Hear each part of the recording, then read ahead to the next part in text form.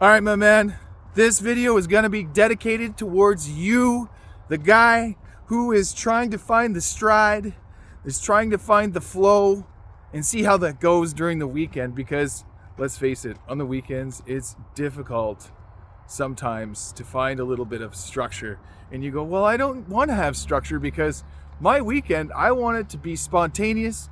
I want it to be wherever the day takes me, that's where I go. That's cool. That's awesome. And you know what? I think that many more men need to have that in their lives, is to not worry so much about having to be so busy trying to figure out what to do, because without knowing what to do or where we're going, it feels like things are out of control and unknown, and that feels like anxiety to some people, and they're not used to it.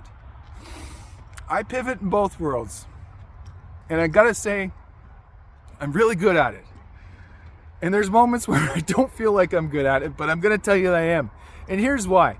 As a kid growing up with two parents who worked shift work, and they worked in the airlines, and as an airline kid goes, well, you really don't know if your parents, if one of them or both of them are going to be working the same shift they're working for the entire month. You don't know if they're going to be changing that within the next day or two, because sometimes they do. They take shift trades. Oh, I took a shift trade with somebody else because of this. Why is that important? Because as a kid, that was for my brother and I, it was crazy. We sometimes we didn't see my mom or my dad for a couple of days.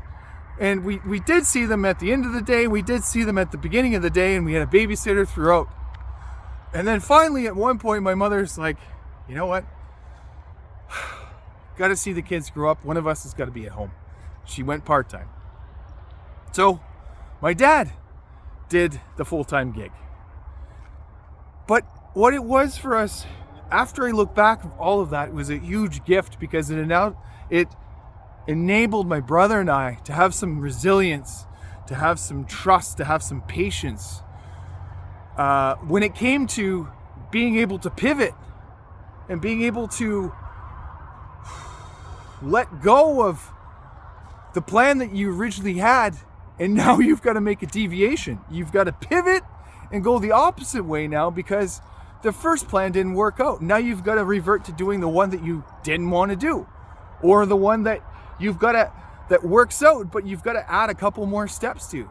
See, agility when it comes to these things is important, because if you don't afford yourself any little contingency when you do these things, especially as a dad, especially as a spouse, especially as a man, then you are going to be crabby, angry, resentful, and you're going to be upset.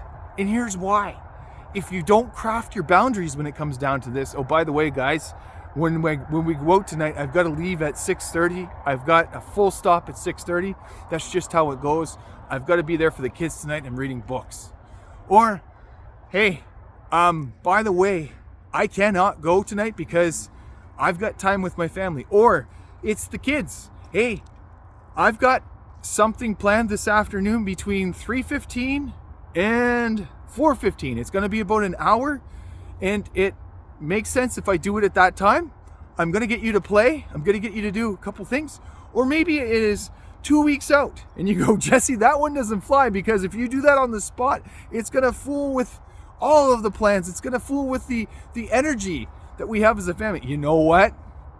Sometimes you got to do it.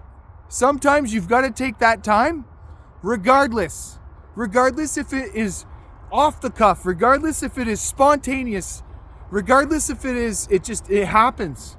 Sometimes these little things, my man, you're going to need to do. You're going to get to do them, because if you don't do these things, you don't get to find out who you are. You don't get to find out what that dynamic in your family looks like, and you don't get to see yourself grow from them. But here's what I mean by all that. Allow yourself the opportunity to be able to switch things on the fly. Allow yourself the contingency, the plans in there for things to change as they go. When you're traveling especially, things are going to happen. They're not always going to go as planned. Flights get canceled, plans change, hotels don't remember your reservations, credit cards get lost.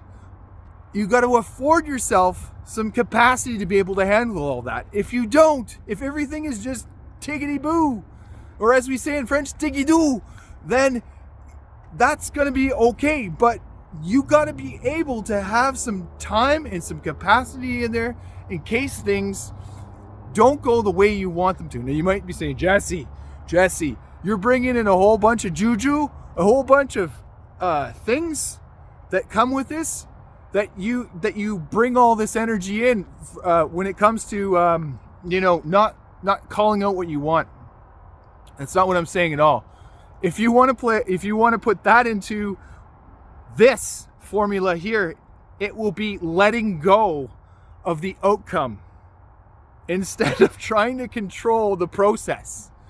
That algorithm, if you want to use that and you say, Jesse, you can't do that because you're actually manifesting all this crazy stuff. No. What I'm saying is live life.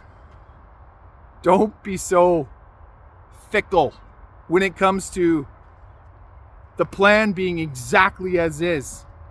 Afford yourself some wiggle room for things not to go exactly the way they're supposed to go, but knowing that the universe is doing that and that is exactly how it's supposed to go. And it is. It is. So when you find yourself in this moment where you go, how do I do this with my family? How do I pivot in this moment? I've got 2 kids. I've got 3 kids. I've got my wife, and I've got to figure out how to hold them emotionally and get myself emotionally stable in this moment, and then figure out what plans we have to make in order to execute this thing. All right, I'll give you an example. In the summertime, we missed our flight headed east, and we showed up at the airport thinking that we had this was me, by the way, I take full responsibility for this, thinking that we had lots of time, so we took the kids to breakfast before we got on the flight. Now, what happened was the flight closed half an hour before I thought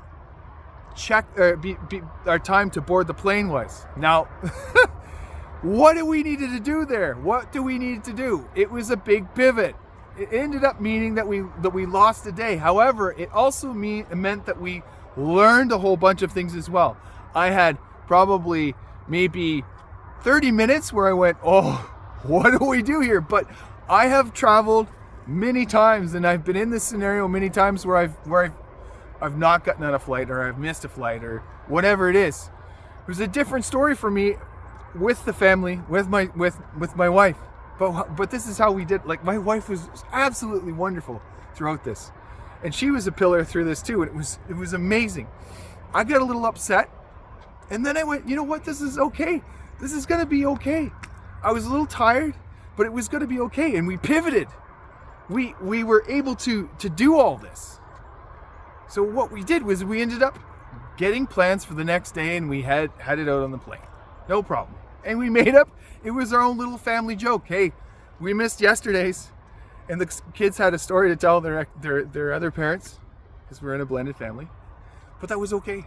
It was all okay. So what I'm saying here is, don't be afraid of change. Do not be afraid of affording yourself some time. Do not be afraid of affording yourself some time for you either, my man, because you need that every day.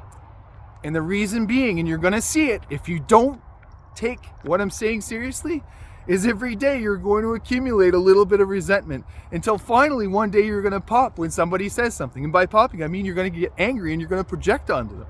And all that is some sort of resentment that's built up in you because you haven't taken the time for you. So it looks like something that they're doing, but in fact it's something that you haven't done for you. And that's what this is all about. This is all about being malleable, being agile, being adaptable, still within the boundaries, but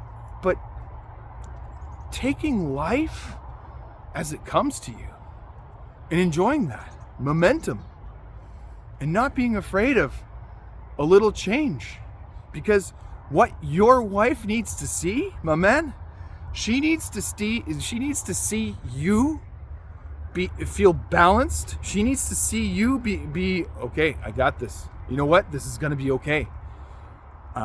We're going to do this. Let's hash some ideas. Let's figure out what all this means. That's what you're going to do throughout this. She needs you to be stable, to be emotionally there, because if you're not emotionally there when these things happen, guess what? There's 4 of you or 5 of you that are not in balance. And what you got to be is the pillar for them, the barometer for them, to show them that it's okay, that you got this. And this is how they settle down, because they start to co-regulate by how you show up as a man to be able to afford capacity for them. All right. Now, if there are any of you men out there that have been in situations like this recently, or maybe you're in this right now and you're going, I don't know how to do this. I have no idea, but I like what you're saying, Jesse. Here's what you're going to do. You are going to go to thevaliantwellness.com and you are going to scroll down.